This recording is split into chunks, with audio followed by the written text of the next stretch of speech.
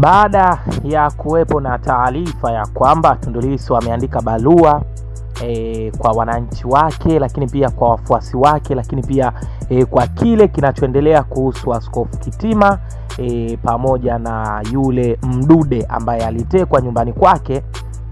Sasa bwana, ile barua iliandikwa kwa lugha ya Kiingereza, jambo lilowafanya watu wengi wasielewe. Si unajua tena Tanzania hatuhitaji kuumiza kichwa. Sasa Askofu Mwamakula yeye alitranslate ile barua ili watu wote waweze kuelewa kile kilichoandikwa kwenye ile barua. Yaani kuna ujumbe gani haswa mpaka Tundu Lissu amue kuandika barua ile kutoka gerezani huko Ukonga. Sasa mimi nimekuletea kile kilichoandikwa na Askofu Mwamakula.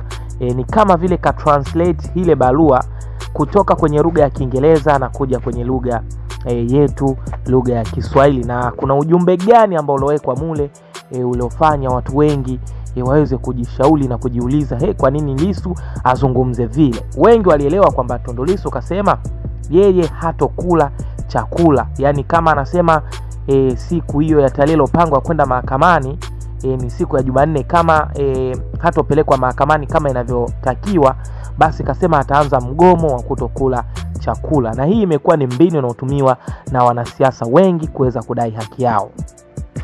Sasa nanukuu kile alichokiandika Askofu Mwamakula, ikiwa ni kama tafsiri ya waraka wa barua ya Tundu Lissu iliyotumwa kutoka gereza la Ukonga kwa lugha ya Kiingereza kama ilivyotafsiriwa kwa Kiswahili na Askofu Mwamakula.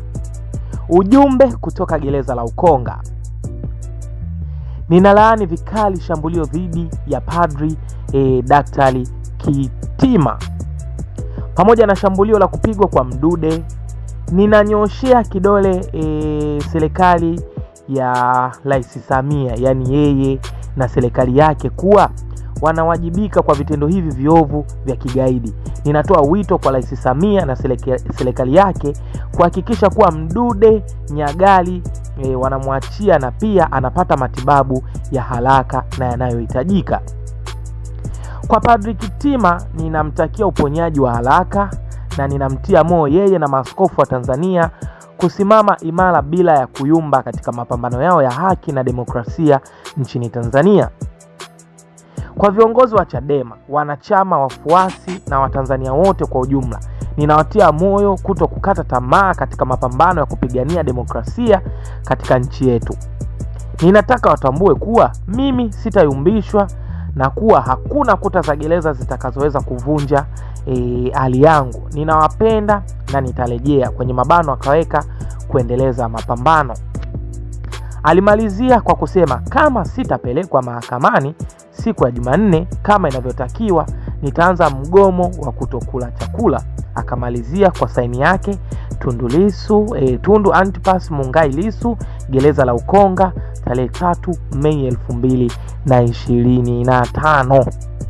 Huo ndo ujumbe alouandika Tundu Lissu, ingawa hapa umetafsiriwa kwa lugha ya Kiingereza na aliyeutafsiri ni Askofu Mwamakula, ambaye yeye ameona Watanzania wengi walishindwa kuelewa ujumbe ule kutokana na lugha iliyotumika, hivyo akaamua kutranslate kutoka kwenye Kiingereza mpaka kuja kuwa kwenye Kiswahili. Kwa hiyo humo tumesikia kuna vitu vitatu. Kwanza, Tundu Lissu analaani shambulio dhidi ya Padri Kitima pamoja na shambulio la kupigwa kwa Mdude. Lakini pia pili, anawaasa viongozi wa Chadema, wafuasi pia, lakini pia Watanzania wote kwa ujumla, na kwamba anawatia moyo wa kuto kukata tamaa katika mapambano ya kupigania demokrasia nchini Tanzania. Na la mwisho kwenye hiyo barua lilikuwa ni swala zima la yeye kuanzisha mgomo kama Jumanne hatopelekwa mahakamani.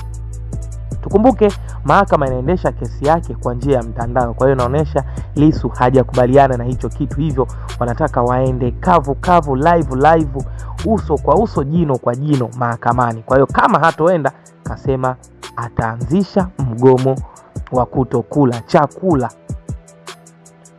Hicho ndicho kilichoandikwa kwenye barua ya Tundu Lissu. Je, upo pamoja naye? Drop comment, tukomentisha kinoma noma. Bye bye.